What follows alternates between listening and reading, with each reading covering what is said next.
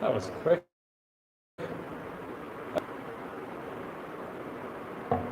Hello and welcome to Tamil Nadu, India. And everything is like slow motion for some reason, so I think maybe my connection is bad. I don't know. Or maybe it's a light issue. Hold on. Can I do that? What does that do? Anything? Weird. Can everybody hear me and see me? This is so weird. It's a slow motion. What happens if I turn up my light? If I do this, does it increase? No, same. Weird. I don't know. I don't know what is happening. Anyway, I have a few things I'm going to discuss today, but I'll wait until a couple people arrive. It is currently 8 p.m. Sunday night. I don't even know what month I'm in. May 20 something. I don't know. I don't even know the date. I'm surprised I know that it's May. I really don't think I'm broadcasting. I don't know what's happening. Can you hear me? Can you see me? Oh, I don't know.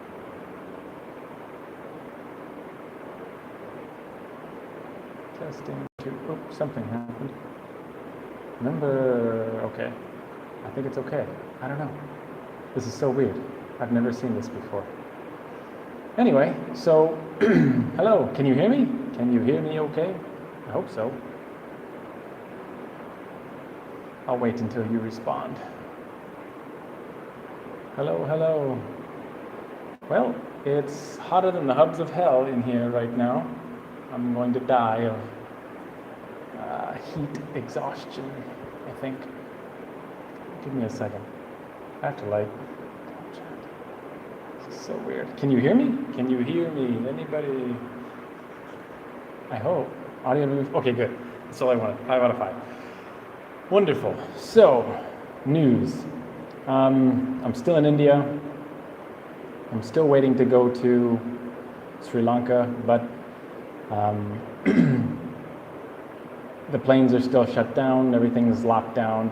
However, recently India has allowed people to open up a few more things, so that's cool. So I think we're starting to get better, maybe? I don't know. I haven't looked at the statistics in over a month. However, more people are outside, more businesses are open, and they even opened up my fruit shop, my favorite fruit shop, a couple of days ago. So that's wonderful. So now I can actually eat more than bread and soup. I can have mangoes. I'll show you. So I buy 1 kilogram of mangoes. So I bought 3. I had one just a minute ago. 1, 2, 3. That's 100 rupees. So like about $1.50. About $1.50 US for 3 mangoes. So not the cheapest things in the world. I think sometimes I can get that price in the United States. If they're on sale. Anyway, yeah, but they're good, really good. What else? Oh, the big news. I started a website, finally, after like 2 months of planning and coordinating and creating content. It's been literally insane how much time I've put into making this website. If you want to check it out later, or now, whatever, it is solotravel365.com. Solotravel365.com. If you go there, basically all you're going to see is help. So the internet is dying. I had to reconnect. Then I said, anyway, so hopefully you heard some of that. The website is solotravel365.com. It's basically just going to be articles about solo traveling, how to get started, what to think about, how to plan. I'll help you organize your mindset, your trip in a way. So that's basically it. It's going to be a giant website providing help. That's pretty much it. Yeah, so that took a huge amount of time to not only plan everything out. I mean, that took days upon days just to create a strategy. And then designing the whole thing takes a lot of time. But I would say that the part that has taken the most time is actually writing the content. it takes a ridiculous amount of time for every single article, from start to finish. It takes about 2 hours to write one. It takes about an hour, 45 minutes to about an hour. Yeah, no, depends. I would say minimum 1 hour, or maybe an hour and a half to proofread and recorrect every article. And then I have to upload everything, post it, and then add photos and do search engine optimization to everything. And it's just like, holy crap. It takes a lot of time. So I don't expect a whole ton of traffic right now. That's not going to happen. But hopefully within the next year, it will start to grow. I'm currently in Tamil Nadu, India. Tamil Nadu. It's all the way at the bottom of India. I don't have a map. I don't know how to show. There we go. If this is India, this is India. I'm kind of down here at the bottom near Sri Lanka. Sri Lanka is here, the small island. Depends on how you want to look at this over here. So, and I'm in this area. So I am close to Sri Lanka, which is supposed to be my next country, but I've been having problems. On another note, from I think probably the last time I had a live stream, it's been a huge problem with this. It's killing me. This internet is crazy at 8 o'clock. 8 through about 11 o'clock p.m., the internet is insane. It goes in and out, super slow. I don't know, it's weird. This is probably not the best time. I should probably do a live stream in the morning. But the Indian government has been giving me a lot of trouble trying to extend, not my visa, but extend the date at which I can exit India. It's insane. It's been about a month and a half that I have started this process, and it's still not finished. And every time they come back and say, yeah, you need to resubmit this document, and I resubmit the document, and then they email me and say, yep, you need to do it, you need to resubmit it, and you need to, like they always say, the C form. Okay, so I filled out the C form, I submit the C form, and then they say, yep, so you need to submit the C form, and like, I don't know what they say, but it's something like, and you need to make the corrections, but they don't tell you what corrections, they don't tell you what's wrong with it. And when you email them, the people in the email say, yeah, you need to call this phone number. Okay, when you call the phone number, nobody answers. So I demanded that, after weeks, I finally demanded someone call me because I couldn't reach anyone. And then when someone finally calls you, they say, yeah, and you say, what's the problem? What's wrong with the C form? They always say, yeah, you just need to trust the people who are emailing you. So the phone people say that you need to listen to the email people, and then the email people say you need to call the phone people. So no one in the last month and a half has told me what I need to do to the C form to make it work. Like, it's insane. I'm about ready to tell them that I sleep outside under a tree just so I don't have to fill out this stupid C form. But anyway, so it's been a month and a half, and I'm fully expecting to go to the border of India when I get on a plane and have to pay some type of overstay penalty, because this immigration office in India has their head so far up their ass that there's nothing I can do. It's just insane. They drop the ball every single time. So it's so frustrating. There's nothing I can do. But wait. So that's pretty much it. So sorry for the trouble. I can understand. Took me forever to get my passport too. Passport. I don't know. I've had no problems with getting the visas. Getting the visas are okay. It's filing for an extension that will allow me to exit later. I'm allowed to be in here for 6 months, and then I'm required by law to exit, but they won't extend it. So I don't know. It's so crazy.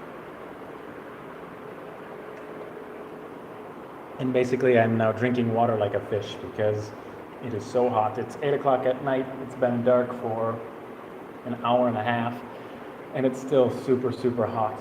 Like, my door's open, my window's open, and the fan is on high, and it's still like 90 degrees Fahrenheit in here. It's crazy. It's so hot. You never ever stop sweating, ever. It's so crazy. And then sometimes multiple times every week, the power goes out. Often during the day, often during the night, doesn't matter. It's so random. Sometimes it's for 5 minutes, sometimes it's for 4 hours. Not joking. And when that happens, this room becomes like an oven, and you just want to die. At night this happens also, and when I'm sleeping, I'll wake up and I'm just covered in sweat, nothing I can do. And you'd think, oh, well, just keep the door open. Can't, because then I'll be devoured by mosquitoes. So no matter what I do, it's crazy. Yep.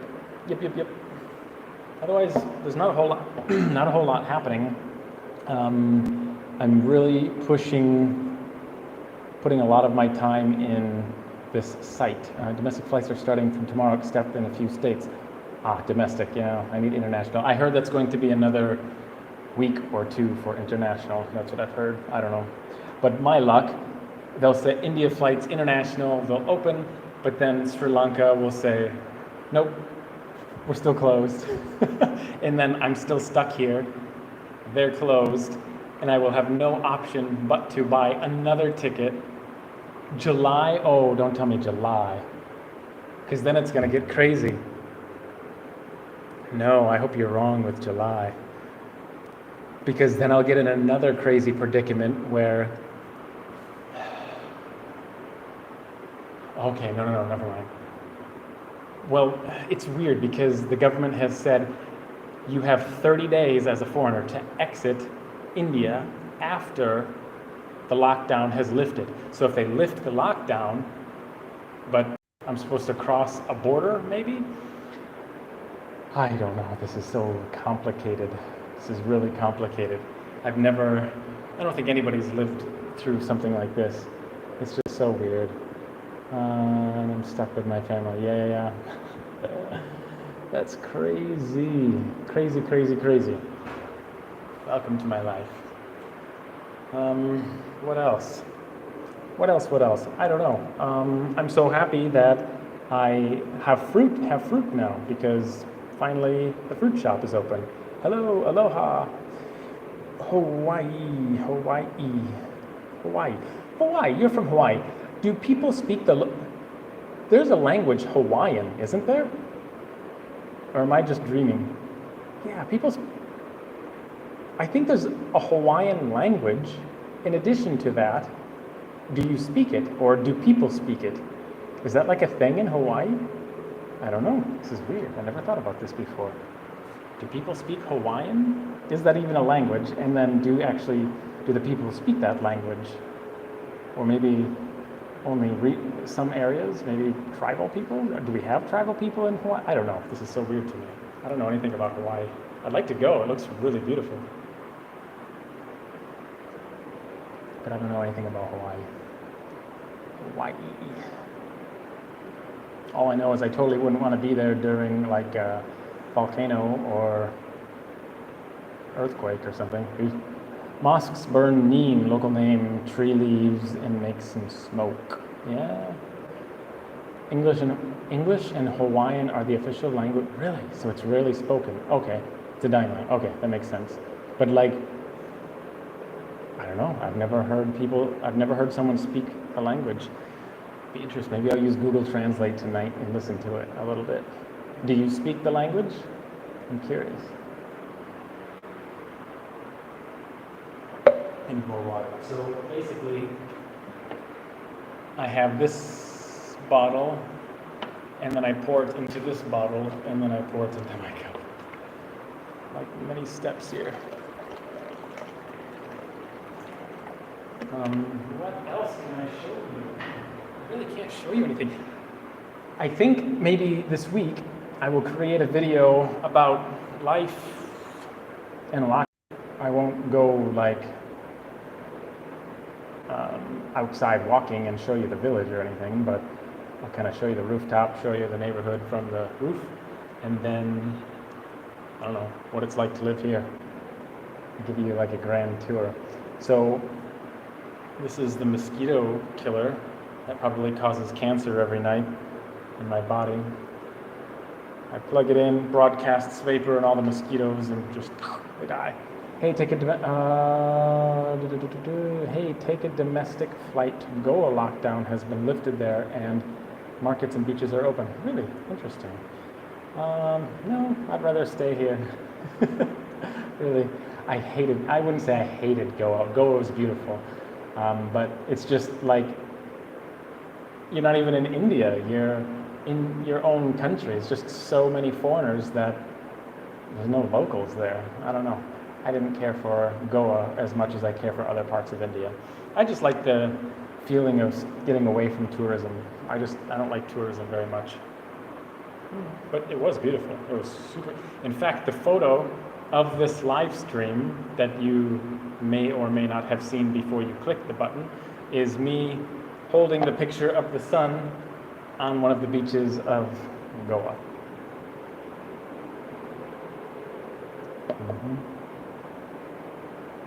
Like fish. Yep, I don't know what else to say, really. I have no other news other than I'm alive. I have enough food, finally.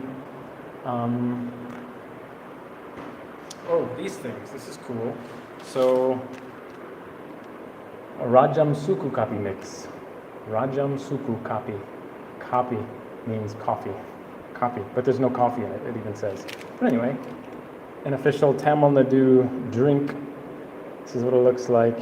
It's like a powder, you open it up, pour it, mix it, and drink it. It's really good. It's like a tea with a bite to it. There's ginger and like black pepper and other things. It's an interesting drink. Wish you could taste it, but you can't. What is in my hair? I have no idea. My hair's crazy. And I still look like a lumberjack. I don't know if you guys know what lumberjacks are.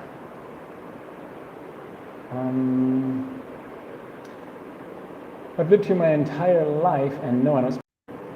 Interesting. Are you Filipino? I'm assuming you are. Like, not too many people. Either A, you're Filipino, and you were born on the island, your parents were from the Philippines, and so you learned a little bit from your parents. Or option B, you went to the Philippines as a missionary, and you tried to learn as much of the language as possible before you went to the Philippines. I don't know, those are my guesses, but maybe I'm wrong. Lockdown has been lifted in the northeast, okay, Calcutta area. Only 27 cases there, really controlled it well. Good. Have you had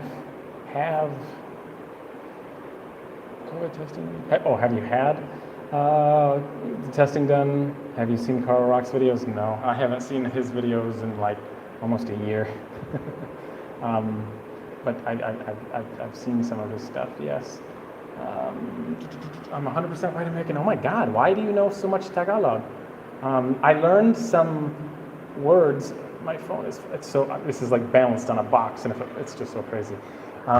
Interesting, when I was in the Philippines, that was the first time I tried learning a little bit of the language. It was interesting. That was my first time I learned words other than Spanish, which is kind of built into American culture, I guess. Some words like casa, house, stuff like that. Tagalog. So that was the first time I learned, I don't know, maybe, well, before I left the Philippines, I remember this little girl who was like 4 years old, something like that. She comes up to me and she said something like, do you speak Tagalog? And I said, no, I don't speak Tagalog. Something like that. I responded to her completely in Tagalog because I tried to learn as much as I could. And her eyes got really big, but then she was confused because, like, what do you mean? You don't speak Tagalog, but you just spoke to me in Tagalog, something like that. And so she was confused, and I thought it was funny. And then she said something else, and I had no idea what she said. But that was my first time attempting to learn a language, and I don't even think I hardly ever remember anything. Water too big. Oh my God. I don't know. I remembered some words. And then where did I go next? Then I went to Thailand. I didn't even learn how to say hello until after I left Thailand and then I went to Vietnam. And that was when everything started to explode for me and I started learning a second language. By the time I left after a year, I just listened to people, they would talk, I'd repeat, and I'd try to understand, I'd learn basic words. I was able to hold a conversation with a man who was speaking to me. He waved to me and he says, come, come. I said, okay. So I'm thinking, he speaks English, we're going to talk and whatever. And nope, he spoke 50% was, he spoke in Vietnamese, which I could understand, but then I couldn't understand some words. And I'm like, he's like, ¿tú hablas español? I said, what? Are you kidding? You speak Spanish? He says, yeah, I went to Cuba and I worked in the military for 2 years in Cuba. And so as a Vietnamese person, which is weird, and so he learned, now he's fluent in Spanish. And so he spoke to me using Spanish and Vietnamese because all he could say was hello in English, nothing else. But we were able to talk for about 10 or 12 minutes completely with Spanish and Vietnamese, and I could understand everything, which is really cool for me because I've never learned a second language in my whole life. And then obviously when I went from there, where did I go? I don't know. Anyway, I came to India, and now Hindi, I've learned some Hindi, and now I know so much more Hindi than I do Vietnamese. I mean, Vietnamese is almost nothing compared to what I've learned in Hindi, so it's kind of cool. It's like I'm enjoying this journey of learning languages, so I think that's really cool that you've learned so much Tagalog. I gotta go back to where you said that last. There's a lot of things. 100% white American. Thoughts on Mumbai? Very modern, westernized? I don't know how to describe Mumbai. I probably shouldn't because it'll only make people angry. No,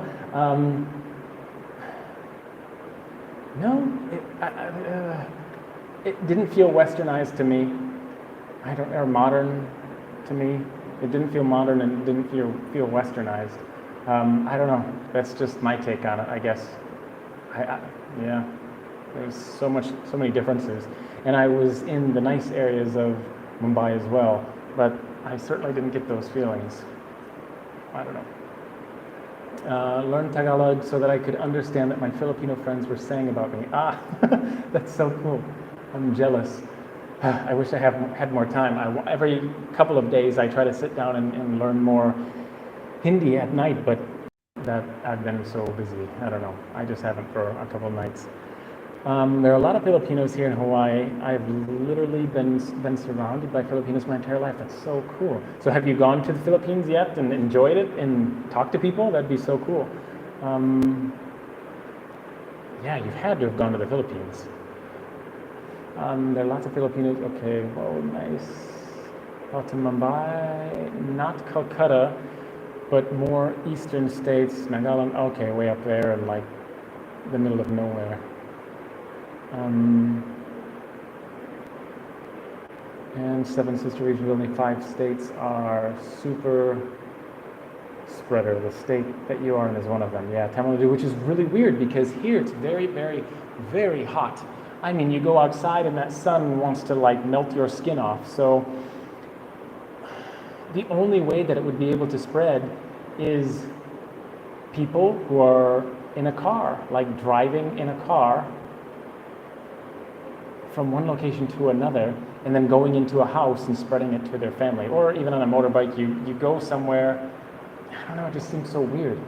I mean, you can't, there's just no way you'd be able to catch it outside because it's so hot that this virus would die in seconds. If you breathe, it would just die so fast. The sun would just destroy it. So I don't know, this just seems so weird that here of all places where it's so hot and dry. But I guess there's different areas. The area that I'm in is like a desert, like literally a desert. But there could be different areas of Tamil Nadu where it's more tropical, more jungly, more humid, and maybe that allows for the spread. I'm not sure. But in my area, man, I don't know how it would be able to survive. Can you read the script? No, that's the one thing I can't do. I have to learn by using the Roman characters, the English alphabet. So that's the only way that I can read it, unfortunately. The script, Devangari script. Oh my God, blows my mind. I tried. I started to go through the script, and I'm just like, this is insanity. Oh my God, no. I just want to speak. I don't really care. I don't need to read. Reading is boring anyway. I don't even read books in English, for God's sake, so I'm not going to read in Hindi. I just want to be able to speak, understand. That's it. And I can get basic points across. I can understand basic points. After people start talking to me, and speak in a certain type of grammar, and I'll understand it. But if they speak in a different way, it's way over my head. I just need more exposure to it. It's difficult here because I'm not exposed to it. Everybody here speaks Tamil. In the north, they speak Hindi, and so I have nobody to speak to in Hindi. So I'm not exposed to it at all. So I'm kind of losing some of it. So once I go back to the north, which hopefully will be soon, yeah, I'll be exposed to it more.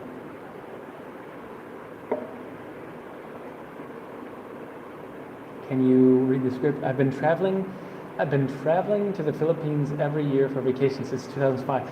2005, I can't speak. That's amazing.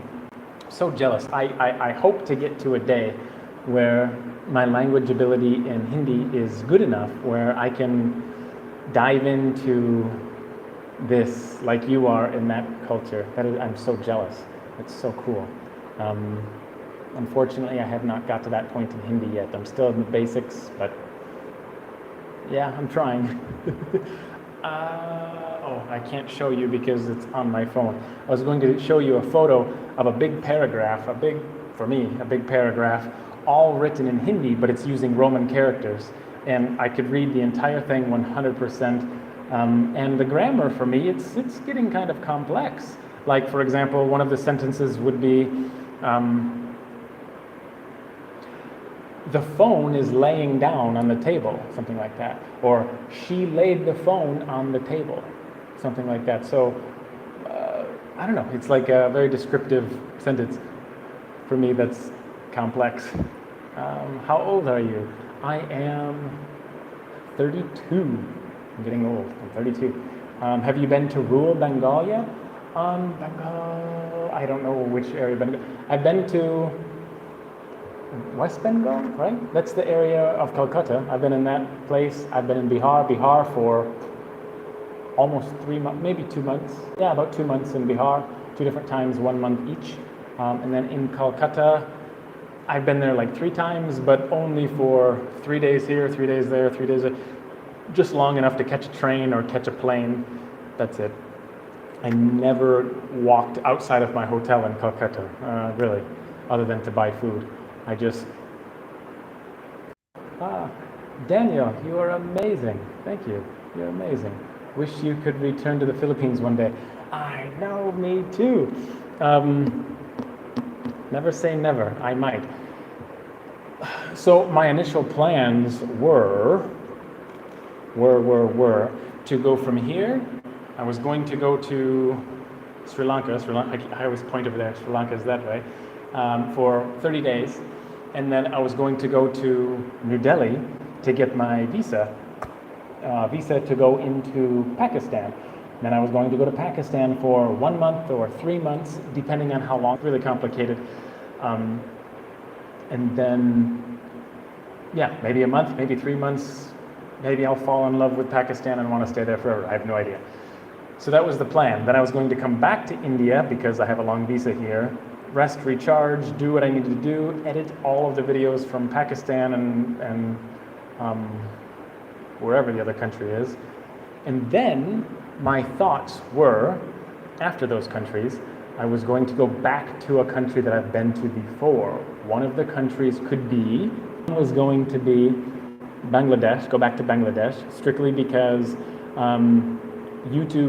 the YouTube channel grew substantially because of the Bangladeshi traffic, and I feel that if I go back, I will already have an audience, and I can grow substantially quicker if I go and make more content in Bangladesh. So that was kind of like high on my priority list. Number 2 is go back to Vietnam. I loved Vietnam. There's so many other places that I want to explore. I didn't get a chance to explore a lot in Vietnam because I was kind of helping and teaching for a long time. So I really have not explored Vietnam. I understand the language, some of the language. Number 3 potentially would be the Philippines. So I had to weigh out my pros and cons of all of those. I think when I look back at my Filipino travel, I have a lot of regret because that was my very, very first solo traveling experience. And when I watch the videos and kind of remember how I traveled, I realized that I really didn't dive dive into the culture that I just keeps reconnecting. I can dive in and travel in almost any culture and feel totally confident now. Before, when I was traveling in the Philippines, sure, I was a little bit nervous, I was a bit hesitant. I didn't know what to expect. Are people hostile? Are people going to hurt me or harm me and steal me, take out my kidney? I have no idea. There's so many things that you just don't understand when you are beginning to travel alone. So I was a bit nervous and I was a bit hesitant to go too deep, I guess. But now I wouldn't even be nervous. So I guess that is one reason why I want to go back to the Philippines again, is for that reason. Again, but I want to go back to Vietnam because I felt that I was there for more than a year, but I really didn't travel much. I just kind of was in one area for a year. So I really want to go back and experience that. And then Bangladesh, man, I have an audience and I would like to explore more and make some awesome content there and really grow the YouTube channel, because that would help me long term. So all of that was all going to happen very soon, possibly even this winter, until this whole virus deal happened. So now, yeah, I have to postpone everything for a while. So I don't know. I don't know. If you have suggestions, please let me know. But that's kind of how I was thinking about this whole thing. Have you seen Mother Teresa's place in Calcutta? I haven't. I heard that it was there, but I didn't actually go there. Where are you from originally? I'm from the United States. EID, oh, and stay safe. EID, okay, I don't know what that is. All travel vloggers grew massively because of the Bangladesh vlogs. Yeah, simply due to the millions of Bengalis living in the UK, USA, and Europe. Yeah, could be. A lot of the comments that I had were from people abroad.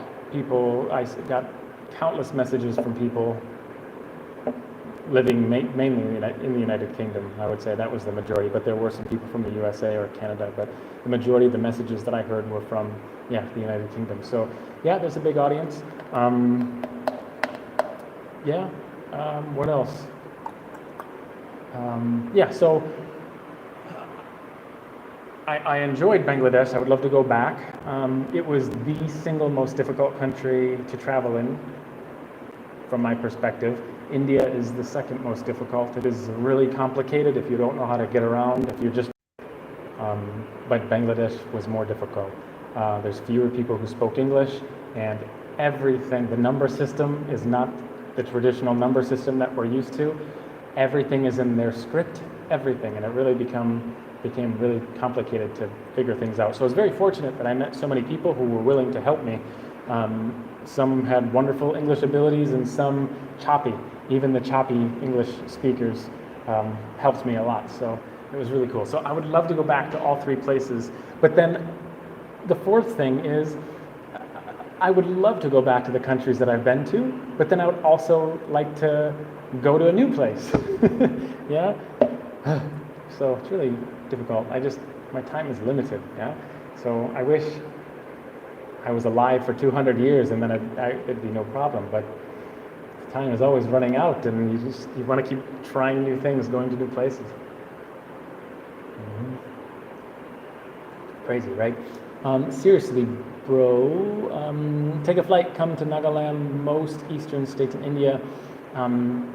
Things are pretty chill here now. Everything is starting to reopen, and you're sweating a lot, huh? Yeah, totally. It's very hot here. Advice, go to Sylhet and make as many vlogs as possible. That's how you'll grow. Yeah, I know. I had no idea. So normally, I don't know how much you know about how much I plan. Normally, I buy a plane ticket, I land somewhere, and then whatever happens, happens.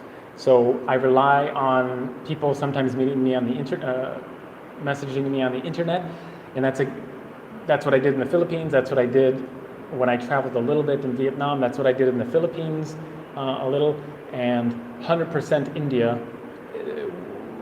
when I was traveling in the north, and the same thing in Bangladesh. All I do is connect with people, and people say, hey, you should visit me here. Hey, you should visit me here. Hey, you should visit me here. And hey, please come here. And I say, okay. And then I just plan my whole trip meeting the people who invited me to their places. That's it. And so one man invited me to visit the university in Sylhet. They were a couple students and said, hey, come. I said, okay, I've never heard of Sylhet before. I have no idea how to get there. How far is it? I'm like, oh my God, it's a really long distance on a bus. But I said, or a train, I think. I don't know. Anyway, but I did. I just went. I have no idea what, I don't know any of these people. They could be preparing to kill me when I arrive. No clue. But yes, I went to Sylhet, and that is where everything started to grow from my Bangladeshi series. It was all about Sylhet. So yeah, I'll definitely go there and hang out in Sylhet a little bit more if I go back. Totally. I hope to meet you someday. Yeah, who knows? The key to meeting me, and I'll tell you, all 14 of you who are watching right now, is follow me on Instagram, because if you follow me on Instagram, you will know where I'm at 100% of the time.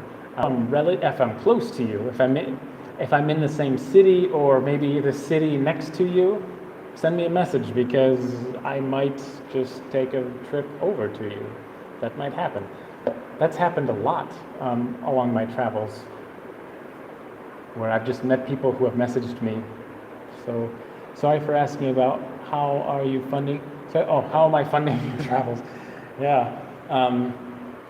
Well, it's interesting. YouTube. Connected to YouTube is shirts. So if you buy a shirt, this is not Edges of Earth, but if you buy something like this, boom. I think I get like $5. I don't know. It's crazy. But sales are not very good right now, because it's the problem is Teespring is great. The company who creates the shirt. The shirt is not expensive. It's like $20, something like that. But then when you order it, they'll say, okay, yes, shipping, $20. So then you have $40 for like a t-shirt. Who wants to pay that? Nobody. What company sends people a shirt and charges like $12 or $20 for shipping? I don't know what it is. And it's more if you go overseas. It's insane. Like, every other major company in the world ships it using corporate shipping prices. So the shipping is cheap or free. But nope, this company tries to grab as much money from you as possible. So it's quite frustrating. So because of that, nobody wants to nobody wants to spend $40 on a stupid t-shirt. But anyway, those are the two pieces of the income that's small. Where else does money come in? That link is in the description of almost every video. Basically, look at this. I'm partnered with a company that they sell health and wellness products. It's basically protein powder. I've taken it for 10 years. Love it, and I'm 100% confident that one of the reasons that my health is so good and has been good for so many years is because of this company. They're just awesome.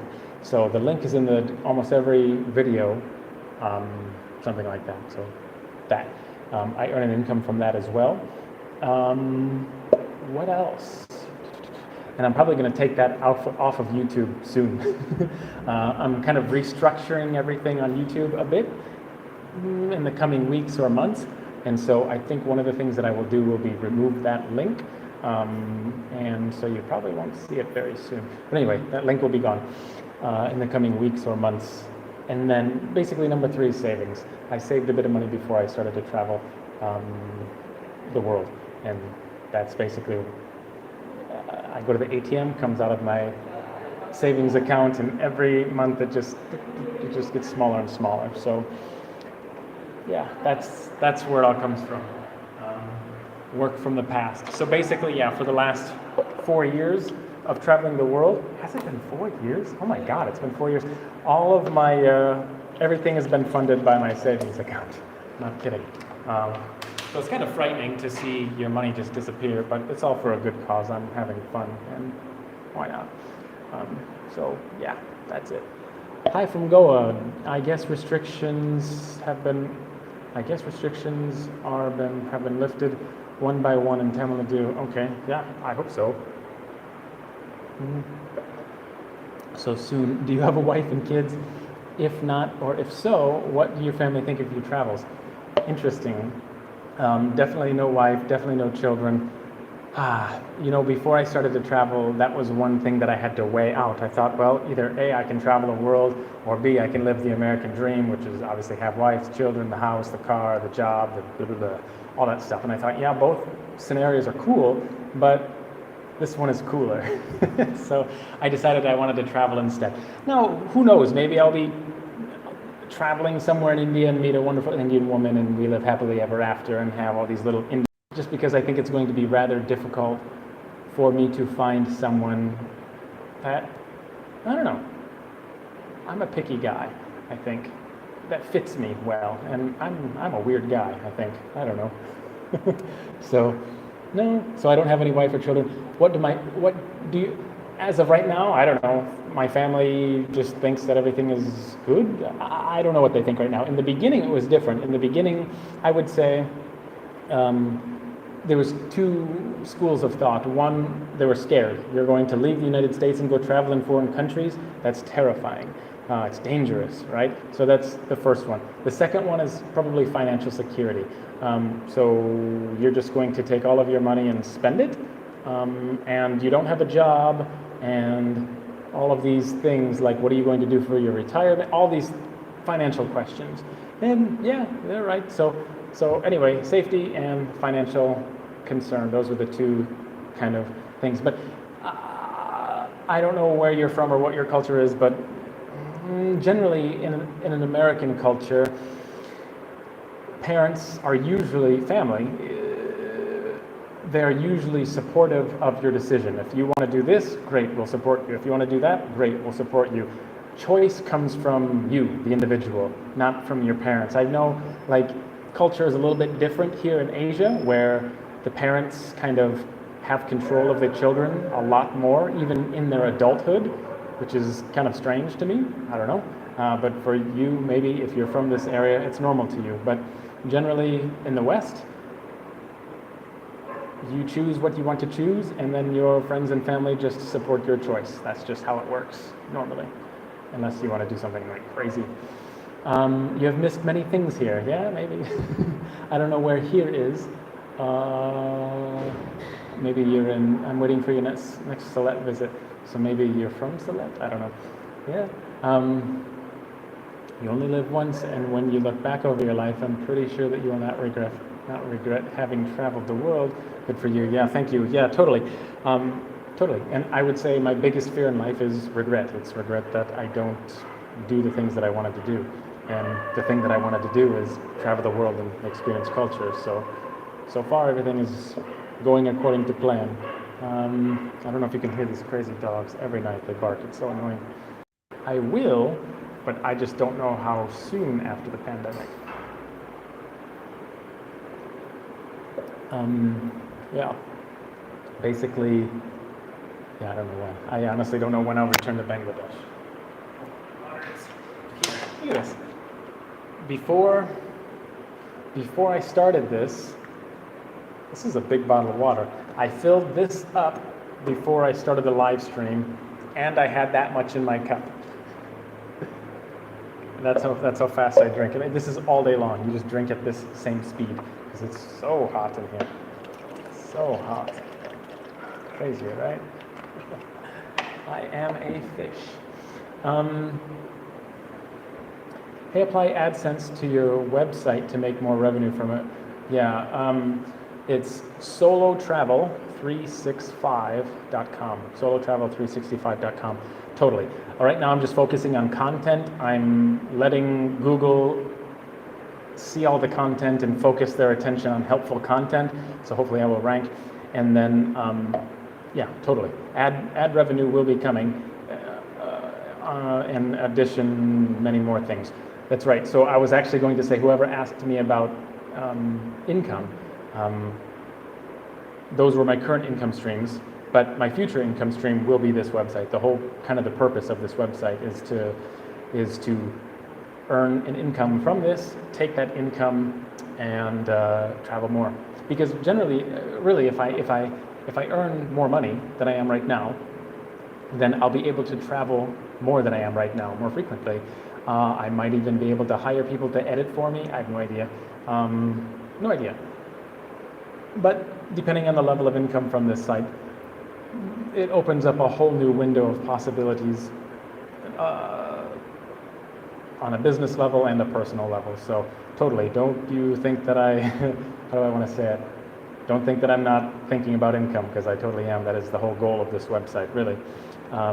It's just it will be a financial machine in the future, but it's going to take a lot of time to get there. And unfortunately, YouTube, even though I'm not out filming, I could be creating a lot more YouTube content like about things. I just haven't, because all of my attention has been on this website. Really, that's because I really, really, really see the potential in this. And what's frustrating is about 6 months ago, the domain was going to expire, and it says, do you want to renew the domain? And I'm like, no. No, so I just let it go. Now it's owned by a Japanese company, and they sell business clothing. That's so weird. Anyway, I don't care. What was I going to say? I don't know. Somewhere I was going somewhere with that. I don't know. So I was going to make a blog 4 years ago, but I started, but I didn't know how to do it, what to do. I could create the website, I could make it look nice, I could do all these things, but I just didn't know how to increase traffic. That's the most difficult part about running a website.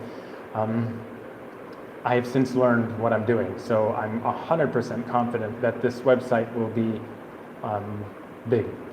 So anyway, I'm going to focus a lot of attention on this, and it might even impact how often you see YouTube videos, because I want to focus so much energy on this. Actually, unfortunately, Amazon affiliate marketing too. I will be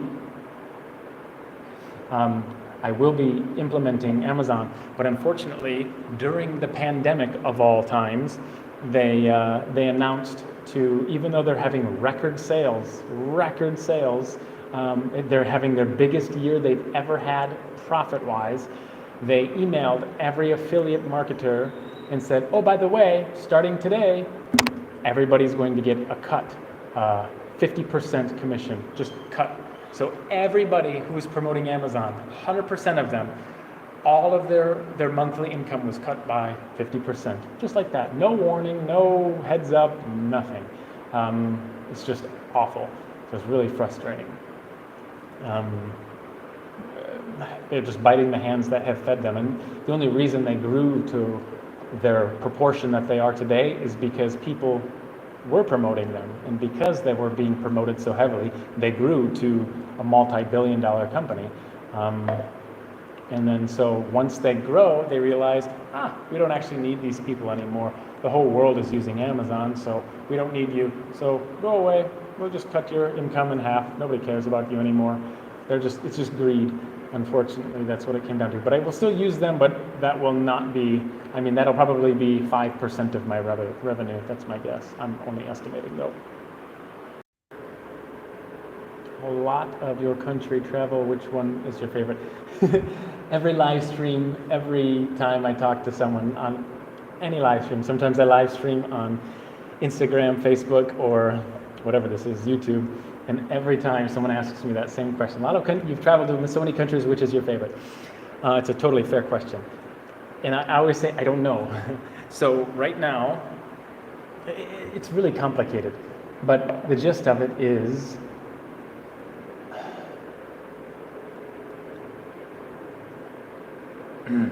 this is difficult. The Philippines and India are tied for first place. Their cultures are totally different from each other. Everything is totally different, but yet they're both absolutely awesome in different ways. And I don't know how to choose one. It's just, they're that cool. Both of them are awesome. However, Bangladesh is extremely similar to India. I have nothing against Bangladesh. I thought it was fun. I would love to go back. It was just more difficult there for me to travel than it was in India. But the culture for me, from my perspective, it was almost the same. The only thing different in Bangladesh that I noticed, the major difference for me, was when you're in India, everyone runs up, if you're in northern India, everyone runs up to you and wants a photo with you. Take a selfie, take a selfie. Everybody wants a selfie. It doesn't matter if it's a little old man, doesn't matter if it's an old woman, doesn't matter if it's a group of children or teens, it does not matter. Everybody wants a selfie with you. But the second you cross the border into Bangladesh, the second, nobody wants a selfie. Like, I can probably count on one hand how many times someone wanted a selfie with me while traveling for 27 days in Bangladesh. Not joking. Just like that, you cross the border, nobody needs a selfie anymore. But you cross back into Calcutta or anywhere in northern India, and it's like selfie, selfie, selfie. It's so weird. So it's so strange that the culture changes just like that. But everything else was quite similar. Yeah, I don't know. But to answer your question, I don't know how to answer your question. The Philippines was awesome. I would love to go back. India is amazing. I love it here. And Bangladesh is very similar to, I don't know how you categorize those, but I would say the next country would be, that I enjoyed the most would be Vietnam. Vietnam was cool. I really, really, really liked Vietnam. I would love to go back and really go deeper in the south. North, I'm sure it's cool, but I really like the south. I don't know why. There's just more of a rustic feel, I think, underdeveloped. And I don't know why. I have a thing about underdeveloped areas. It's just, I think when you visit places that are underdeveloped, you get a real taste of culture and the past. That's how I feel. And so it's really cool to see how humans lived hundreds of years ago for me. I think it's interesting. Before all of this technology came around. And so the way of life was different hundreds of years ago compared to today. But because they're so underdeveloped, there's not a lot of money, so therefore there's not a lot of technology. And so these people live kind of like people did hundreds of years ago. I mean, the housing structure is similar, the food is definitely similar, the way they get around is sometimes similar. They either walk, ride a bicycle, or a horse and a carriage. Obviously there are cars and motorbikes, but I don't know, just in the culture, it just feels like it hasn't changed in hundreds and hundreds of years. I don't know, that's from my perspective.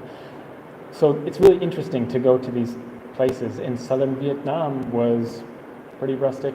Bangladesh was rustic.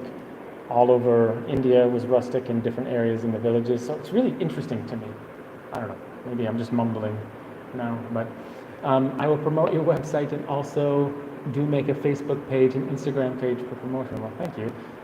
Yeah, I haven't made, well, yeah, I'm not going to start an official page for the website because it's really weird. The brand is Edges of Earth, I guess, and the sub-brand will be this website. So they're kind of two different names, but the logos will be similar. And the only reason for that is because Edges of Earth, the domain, is gone. So I had to pick a different name. But all of my social media will be under Edges of Earth. And so I already made a posting on Facebook, Instagram, and YouTube about this. So if you go to my Facebook page of my announcement of the website, I haven't really said much yet because it's in the beginning phases of the website, and so the website is nothing special really yet. It's always going to be helpful content. So unfortunately, like if people are not interested in actually traveling the world as a solo individual, then this website's going to be super boring and pointless for these people. It's really a niche website. It's focused primarily on people who are solo travelers or want to become a solo traveler and they're doing research. So basically that's the angle of this particular website. So yeah, if you go to my Facebook page under Edges of Earth, you'll see a posting, same thing. Yeah, those are already gone, but on Facebook you'll see that.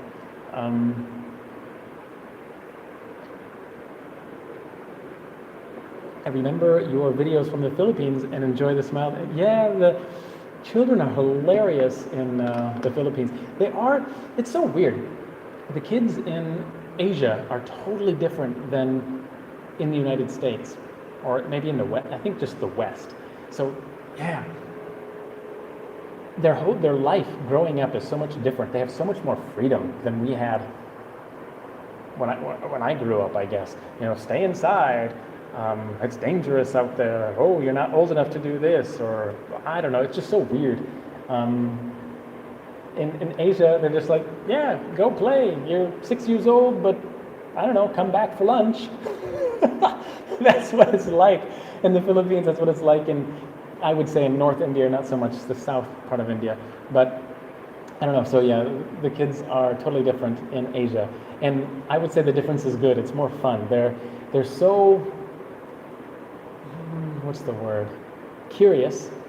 They want to know all about you because they don't see foreigners very often. And they're so, I don't know, inviting. Like, I don't know how to describe it, but yeah, I had fun. I just go with the flow. So basically, I hang out with anyone who invites me. So, like, I can remember being in Vietnam, sitting next to, I went to a coffee shop, a tea shop. I sat down, and 5 minutes later, a little old man comes in, maybe 85 or 87 years, I mean, a very old man comes in. And I took a ferry to the middle of the Mekong River on an island that I swear 0 foreigners have ever been in their whole life. And I went there and I started roaming around on a bicycle for almost 1 hour until I got to this center point, which was the heart of this whole island. And I sat at a coffee shop. Everyone just couldn't even believe, like, I was there. And then this little old man sits down and he starts to talk to me, but in Vietnamese. And at that point, I could speak some Vietnamese, but not a lot. And so we translated for almost 1 hour. We sat there back and forth and back and forth and back and forth, from things in his past to politics to family to business. I mean, we talked about, it was really cool. It was really cool to understand his mind. Yeah, it was, I don't know, it was very basic mindset. I don't know, just simple life type of things. It was cool though. But there's been other times where, I don't know, it's what I'm saying is, it doesn't matter what the age group is. I'll hang out with anyone. It doesn't matter. Sometimes the little kids come up to me and they're like, their body language, they're so excited, and they language to communicate, and sometimes they'll take my hand and like escort me wherever they're taking me. I have no idea. And then they like want me to play a game with them. Okay. Like, hopefully you can hear. I know this connection is terrible. In India, 8, 9, and 10 o'clock. I know, hopefully you can still hear me. But anyway, so yeah, the kids are sometimes, they're totally different in Asia than they are in the West, because in the West, there's this strict separation between a child and an adult. In addition to that, a child and a stranger, I guess. There's just like totally separate in the West. But in Asia, it's just like those things aren't even of concern. So it's definitely different. So I'm just like, okay, if you invite me here, then let's play a game. Or sometimes they need help I helped sometimes. I was walking, and these little kids, I assume they didn't have a whole lot of money, because their clothing and everything. And then they were trying to get mangoes out of the tree, I assume for breakfast. That's my guess. And so they're like, come. And they wanted me to help them get the mangoes. And so sure enough, I helped them get mangoes out of a tree so they could eat. I go with the flow, and whoever is willing to stop me and invite me, and if their body language is positive, then cool, let's hang out, let's talk. That's kind of my outlook on travel. What do you reckon? Reckon? You sound like someone from the southern United States who is above 65 years old. I reckon. What do you reckon travel will be like after this coronavirus crisis? I don't know. There's a lot of information and a lot of misinformation out there right now, and I'm not sure what to believe. There's a lot of conspiracy theories floating around. So I don't know. I think, honestly, I think things are going to start improving, and they'll generally return closer to normal. If there is a difference, I don't know what it would be. So I don't know. That's my best guess. I think if there are any changes, it's going to be regulation and stuff like that. I don't know. Like, I don't know. It's so weird. I honestly have no idea. Yeah, sorry if difficult. I don't know what your question was. Your favorite country. Yeah. So, yeah, that's how I would categorize my favorite countries. But there are other ones. I mean, yeah, I don't know. Thailand, I didn't really have a whole lot of fun in Thailand. Sorry if you're from Thailand.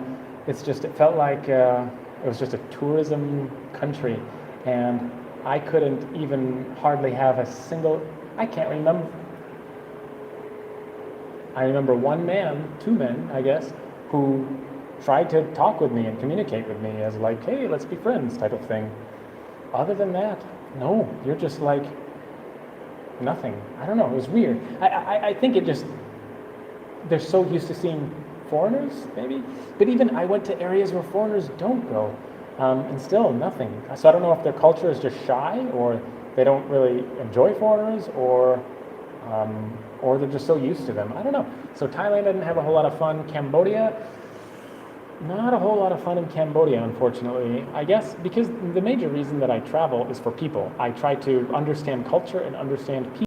I don't know. So one of the major reasons that I like the Philippines and India so much is the culture, the people. The people are genuine. The people are usually good. But when I was in Cambodia, I felt like nothing but a number. Like, that is it. There was no humanity there. That's what it really felt like for me. It didn't matter if I was in a tourist area or a village. It didn't matter.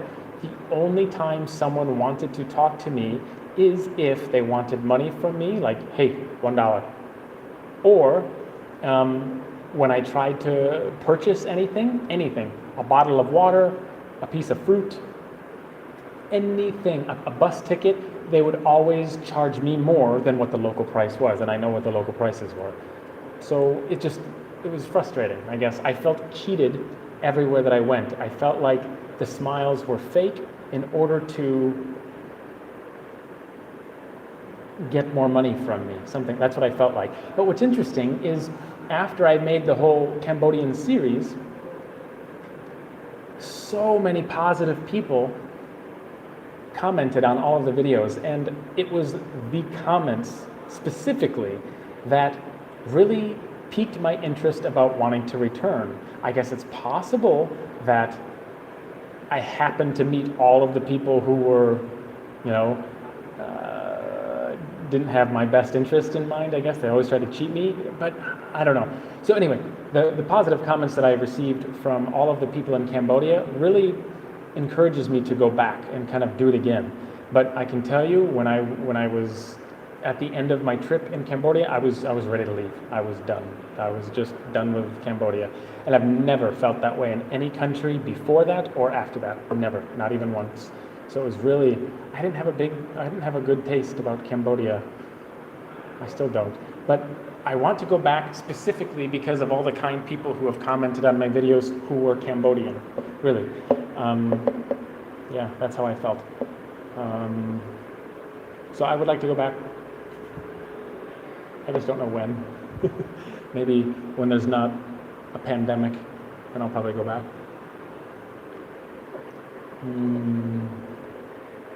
May we say reckon in Australia. But anyway, thanks for the answer. Stay safe. Yeah. Reckon. The only people who say that in the United States are people from the South. Yeah. Something to refresh the topic.